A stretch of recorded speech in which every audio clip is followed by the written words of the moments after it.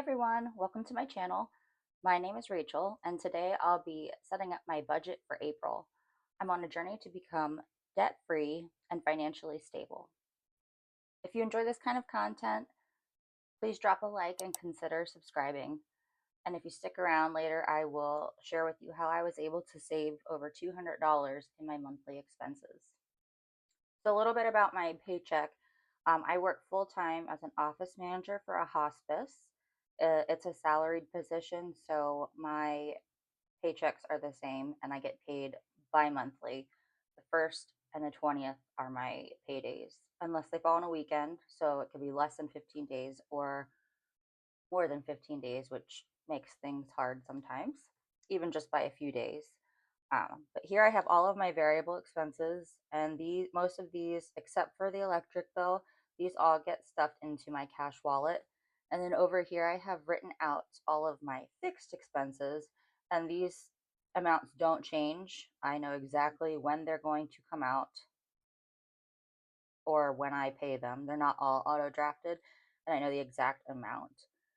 So since my paychecks are consistent and I know what to expect each check, I stuck the same amount for gas, groceries, home spending, and dining out each time I get paid. So my budget for 2 weeks for gas is actually, sorry, this is going to be for the whole month. So for the whole month, I budget $80 for gas. I may have to reconsider this amount with the way gas prices are right now. I don't know what the prices are where you guys live. I live in Phoenix, and gas is about $5 a gallon. For groceries, I budget 300, and this is just for me. I live by myself, and 300 for the most part is a pretty good number for me to last the entire month. For home, this is anything I would need around the home: toilet paper, paper towels, anything, cleaning supplies, that all gets added into this category.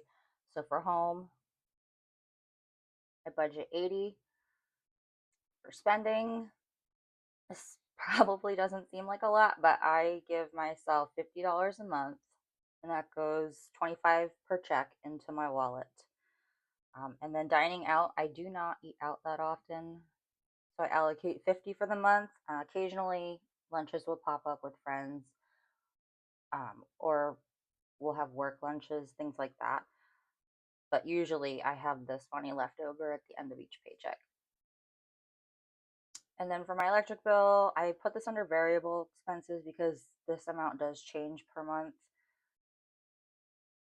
I typically try to budget about 150 per month. Since I do live in Phoenix, the summers are extremely hot, and we've already had weather over 100, and it's only April. So I do budget. My bills are usually between 150 and 190 during the summertime. But this bill already came out for April, and it was $83, which I'm enjoying the low utility electric bill while I can.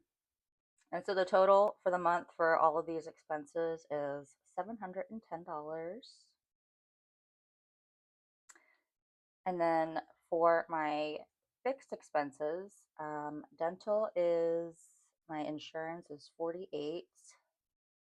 My cell phone is 46. And a majority of these come out my first paycheck of the month. My Wi-Fi is 90.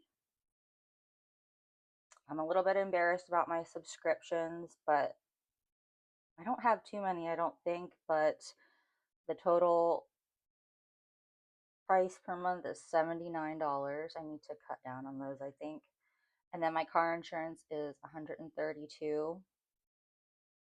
And my rent is $13.25.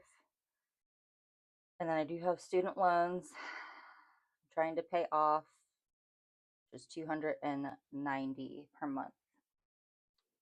So the total for fixed expenses for the month is $2,110.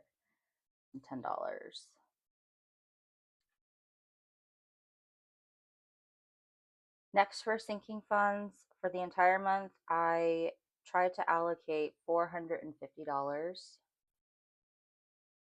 So 225 per paycheck, and this may fluctuate depending on what I have going on that month. And then for debt, since I am on my debt journey, I have quite a bit of debt that I'm trying to pay off. I take $300 per paycheck to put towards debt, not student loan debt. This is strictly for consumer debt. So I take 300 out of each check. So after I have all of my variable expenses and my fixed expenses set up for the month, I use this next sheet to figure out which bills are coming out of, let me move this out of the way, which bills are coming out of which paycheck. So for my paycheck number one, I actually just got paid on Friday since the 5th falls on Sunday. And so for my fixed expenses for this first paycheck, this includes my dental, cell phone, Wi Fi, some subscriptions, and my car insurance. So I can, my expected amount for these fixed bills are $348. My variable expenses, that's everything I have that I usually stuff in my cash wallet, and this is going to be 423. And then, as I said, my sinking funds are going to get 225 this paycheck, and then the $300 for debt. So that would be my first paycheck breakdown. And since I am salaried and my checks are the same, I know what my paycheck will be for the 20th of this month. So my fixed expenses for my second check are going to be my rent, my student loans, and some of the subscriptions. So this amount for my fixed expenses is 1,662. Goodness. My variable expenses, let's see, my variable expenses for my second, earning my cash wallet, so that's going to be 280. And then my sinking funds, I'm going to get 225 again, and then my debt is going to get 300. After I break down my paychecks, I just use this check-in sheet over here. So it's not really a weekly check-in since I'm paid bi-weekly. So I have my first check set up, and this is for the 2-week period between the 5th and the 20th. And then April 20th, my second check through May 5th when I get paid again. But here I have my gas, what's allocated for this paycheck, which is $40. Groceries is getting 150, home is getting 40, spending is getting 25, and dining out is getting 25. And one way that I found to that I was able to reduce some of these fixed expenses is to, I guess, shop around where you can. My cell phone with my previous phone provider, I was paying $100 a month just for my one line. And I was able to, actually, let me go on to my Wi Fi. My Wi Fi provider, I was paying 110, and after the promotional period of 3 years, they jumped it up to 175, and I was not about to pay $175 for just Wi-Fi, but they did have a new promotion going on where if I ported my cell phone number over from my other carrier, my cell phone would be $46 and my Wi-Fi would drop down to 90.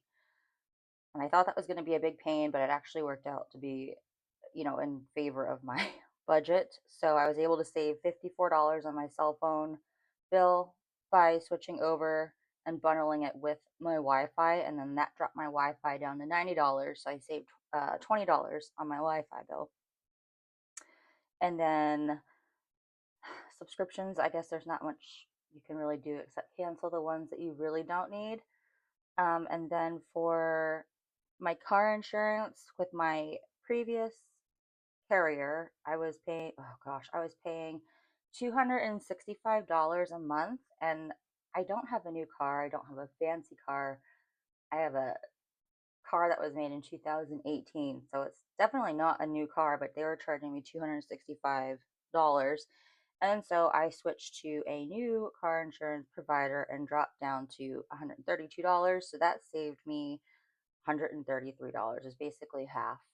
And so by kind of shopping around for things like cell phone, Wi-Fi, insurance, I was able to save, I think it's about $207 off of my monthly fixed expenses.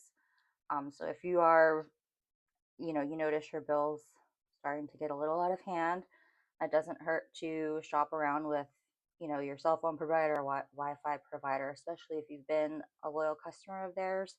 They're often willing to kind of come up with deals that would make your bill less. So I hope you find this video helpful. This is my how I set up my budget each month.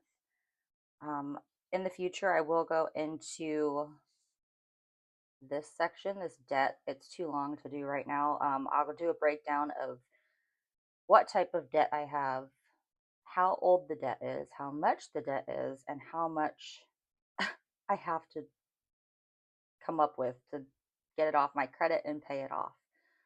So if it interests you, please consider subscribing so you don't miss any videos. Thank you for watching, and I'll see you in the next one.